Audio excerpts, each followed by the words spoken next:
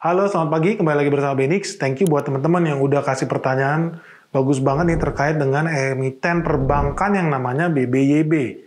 Nah, ini pertanyaannya banyak banget nih. Sampai hari ini pun masih masuk terus. Jadi gue pikir udahlah kita jawab, kita bikin aja video khususnya. Kemarin ada yang bahas sedikit itu di Tanihub. Tapi hari ini gue mau bahas khusus untuk BBYB. Nah, kemarin ada pertanyaan bagus. Pertanyaannya begini. Masih pegang BBYB nggak Om Ben? Pertanyaan ini langsung dijawab. Ini seru banget memang kalau di YouTube ya, terbuka banget. Langsung dijawab sama Andreas. Nah, Andreas Abdianto, dia langsung bilang, Melihat cara investasi Om Ben, sudah dilepas itu waktu BCA mengumumkan Blue. jadi gue betul-betul salut dengan dunia IT. Gue udah terbuka banget sama teman-teman gimana metode investasi gue, gimana gue bisa cuan 1000%, mau di bank MNC, BABP, termasuk salah satunya juga kita cuan ribuan persen juga misalkan di SMDR. Nah, yang gue mau sharing khusus untuk BBYB. Ini pertanyaan kamu bagus.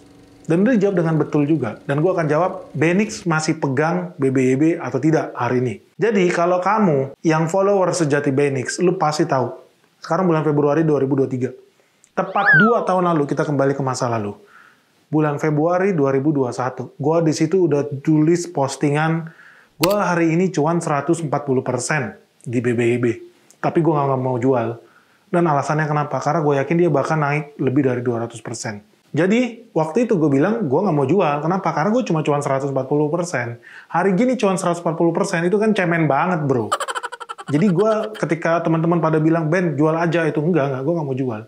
Gue tahu apa yang gue beli, karena gue investor, gue bukan trader. Ish, kalau ngomong ya sembarangan.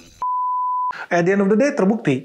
Gue tunggu itu selama 1 tahun. Sampai bulan Desember 2021, naik 400%, terus kemudian naik lagi sampai gue cuan hampir 600%. Nah, ini sebuah realita di dunia investasi di IHSG ya.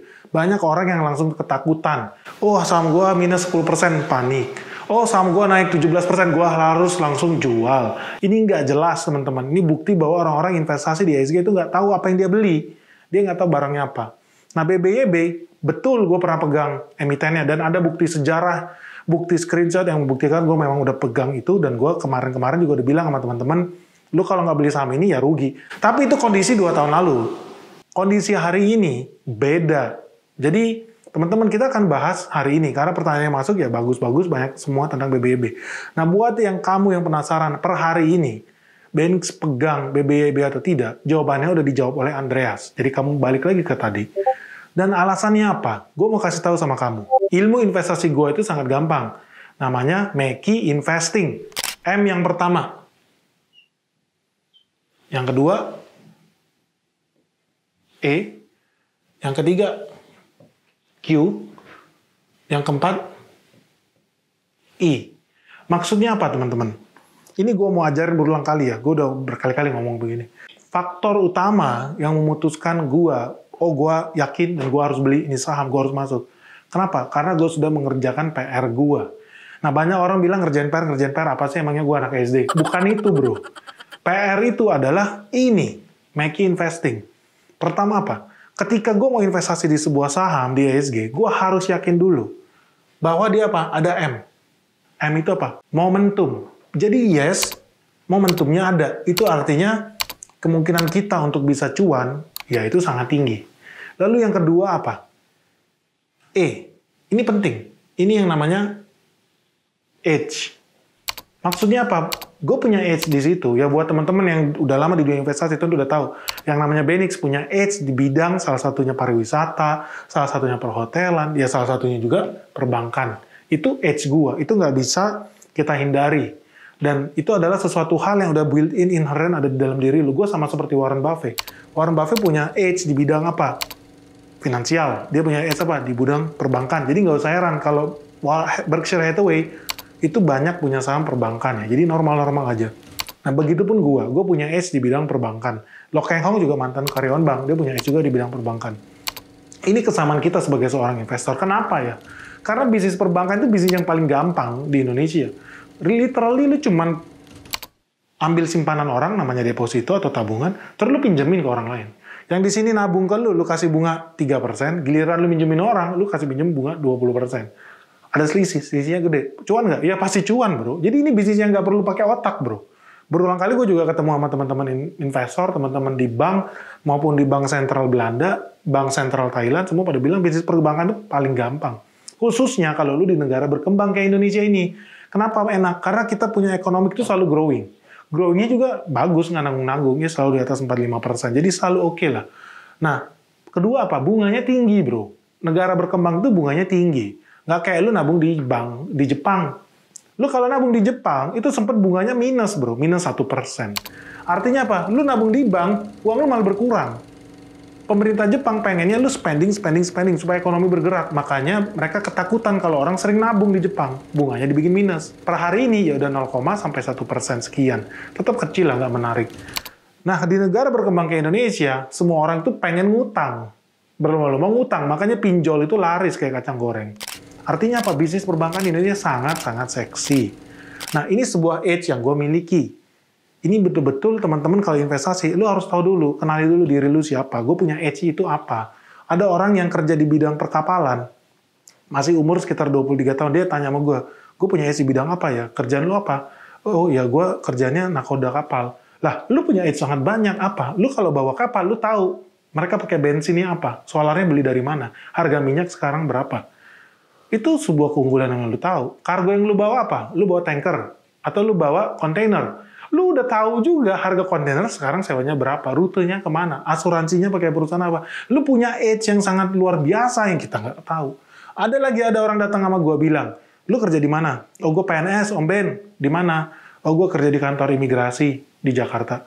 Hah? Maksudnya? Lu nanya gue apa sekarang? Ya, gue bingung, Pak, mau investment. Lah, lu tahu dulu diri lu.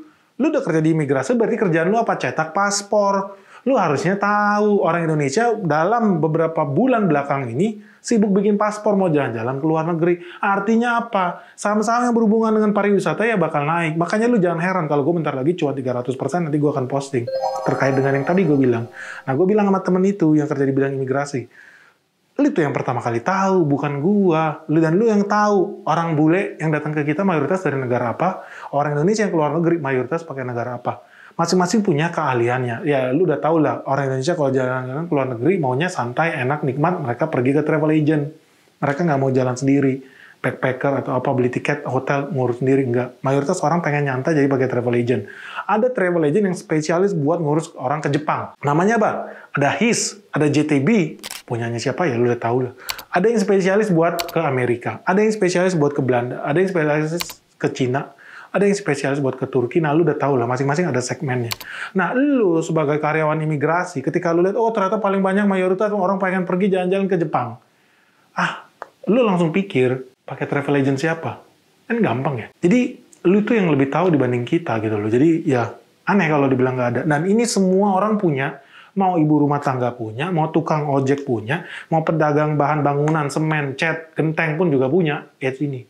Jadi, ini segala sesuatu yang sebetulnya built-in ada di dalam diri lu, tetapi lu belum aktifasi itu. Jadi buat teman-teman, lu harus segera mengaktifasi edge lu itu apa. Jangan langsung lu berkeliaran. Lu kerja di Kementerian Imigrasi misalkan ya, Kemenlu, Kementerian Luar Negeri, atau Kementerian Dalam Negeri. Tiba-tiba ditanya, lu mau investasi apa? Gue mau investasi di perusahaan yang bikin bahan bakar roket pergi ke bulan gitu. Nah, gimana caranya? Apa lu ngerti bisnis kirim roket ke bulan gitu ya? Kayaknya lu terlalu ekstrim deh. Lu mulai dari yang apa lu tahu lah. Kalau lu petani, lu tahu pupuk mana yang lagi ngetren. Kalau lu petani, lu tahu beli bibit di mana, karena bisnis genetik. Simple. Nah, yang ketiga itu kualitatif. Maksudnya apa? Nah, ini yang penting buat teman-teman ketahui tentang BBYB. Dan kenapa per hari ini, gue lagi berpikir untuk masuk, atau bahkan tidak masuk ke BBYB. Faktor utamanya apa? Gue akan gambarin sama lu secara fair. Gambaran utamanya yang membuat gue sungkan dan enggan adalah, ya tadi, video Tani Hub lu udah tahu. Lalu yang kedua, faktor yang bikin gue enggan adalah ketertarikan gue dengan bisnis finansial di China. Maksudnya apa?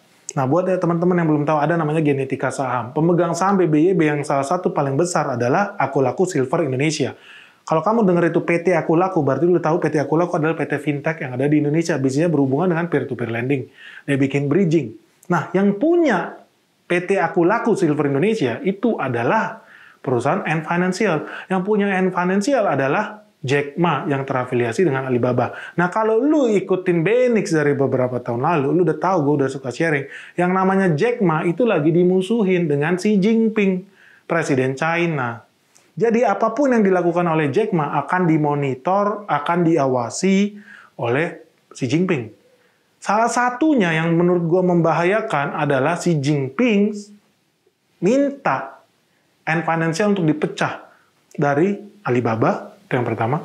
Yang kedua, Xi Jinping minta Ant Financial untuk kasih sahamnya ke pemerintah China. Nah, ini menurut gue perlu kita awasi dengan bijaksana. Artinya apa? Ketika ini semua ini terjadi, lu harus sudah melihat seperti ini. BBYB dimiliki oleh Akulaku Silver dimiliki oleh Ant Financial dimiliki oleh pemerintah China. Artinya apa? BBYB bergerak menuju perusahaan yang menjadi BUMN milik China. Nah, ini bisa jadi hal buruk, bisa jadi hal baik. Tapi gue bahas buruknya dulu ya. Buruknya apa? Sekarang yang namanya China itu lagi di-ban di mana-mana. Apalagi kemarin balon perusahaan dari China, teknologi China, balonnya ditembak jatuh di Amerika Serikat. Udah 2 yang ditembak jatuh. Karena diduga mengumpulkan foto-foto yang ilegal, mengumpulkan informasi-informasi terkait pertahanan markas-markas militer Amerika. Jadi ditembak jatuh. Apalagi yang udah di-ban? Ada DJI, perusahaan drone. Amerika ketakutan. Ada Huawei, perusahaan komunikasi China. Nah, artinya kita harus hati-hati nih. Kalau jangan sampai kemudian Ant Financial belakangan, ya kita nggak pernah tahu yang namanya masa depan, kemudian di-ban sama pemerintah China. Kalau Ant Financial di-ban, sementara BUMN China itu juga salah satu pemegang saham, ya kita harus siap-siap aja dengan investasi kita di BBYB yang beresiko tinggi. Nah, supaya fair, gue sekarang mau kasih tahu beberapa good news lah terkait dengan BBYB. Apa? Yang pertama, mereka itu baru aja dapat investasi dari investor Jepang, salah satu perbankan nomor wahid di Jepang, nilainya nggak tanggung-tanggung $200 juta, which is very good menurut gue. Jadi ini masih ada hubungannya juga dengan portofolio gue yang berhubungan dengan financial Jepang. Nah, lu bisa tahu. Ini good news. Lalu yang kedua, dia juga baru dapat investasi dari salah satu perusahaan investasi yang dimiliki oleh perusahaan telekomunikasi terbesar di Indonesia. Masuknya di mana? Masuknya bukan di BBYB. No, mereka masuknya di pemegang saham BBYB, which is Akulaku itu. Nah, ini another good news buat yang berkaitan dengan BBYB. Tetapi gue sendiri adalah orang yang fair. Gue udah kasih tahu informasinya sama lu, apa sisi baiknya, apa sisi buruknya. Tetapi dalam ilmu pendekatan investasi Benix, yaitu Make Investing, ada satu hal yang paling penting di sini, yang namanya momentum, edge, kualitatif, dan investigatif. Di titik ini gue mau ngobrol soal bank digital. BBYB is bank digital. I think momentumnya sudah lewat. Jadi, dari sisi M, dia tidak menarik. Dari sisi E, edge, gue bisa bilang ini salah satu investasi yang oke. Kenapa? Karena gue memiliki edge-nya. Walaupun momentumnya nggak menarik. Nah, secara kualitatif tadi, ada resiko ini menjadi BUMN milik Cina. Karena sekarang Cina udah punya saham 1% di Ant Financial. Ini golden share, ini saham emas. Ini jadi nilai yang harus betul-betul kita waspadai banget. Tetapi, salah satu nilai yang menjadi trigger gue secara kualitatif adalah apa? Gue melihat kompetisi di bidang bank digital itu semakin ekstrim. Sekarang bukan aja ada Bank Hana ya dengan lain banknya, ada lagi Bank Jago, ada lagi bank milik Blue, milik Bank BCA, bank swasta terbesar di Indonesia. Jadi kalau ditanya titik hari ini dengan harga BBYB hari ini, I think it's too expensive. Jadi jangan kaget kalau harga BBYB menurut gue masih akan terus turun ke bawah. Sampai dia masuk ke harga yang menurut gue secara nominal masuk akal buat kita terapkan metode Meki, baru kita cocok untuk masuk. Gua sangat yakin dan percaya harga BBYB akan jatuh di bawah 600. Even dengan segudang good news soal bank jari Jepang investasi ke sana, I think mereka akan bergerak ke bawah. Di sana baru kita harus cek apakah dia masuk ke dalam kajian Meki, apakah secara kualitatif masih oke, apakah secara investigatif masih oke. Tapi untuk saat ini, untuk detik ini, I think ada bank di luar sana yang jauh lebih seksi, yang jauh lebih menarik, dan posisinya sekarang profitable. Jadi seperti BBYB. So guys, kita nantikan saja perjalanan investasi di BBYB seperti apa. Tetapi Benix untuk saat ini, untuk detik ini, dengan harga hari ini, menurut saya tidak menarik. Saya tidak tertarik untuk masuk lagi ke BBYB. Saya sudah exit. Thank you and selamat buat kamu yang udah bisa jawab dengan tepat, Andreas. Salut gue. Oke guys, semoga video ini bermanfaat. Salam sehat, salam cuan, bye-bye.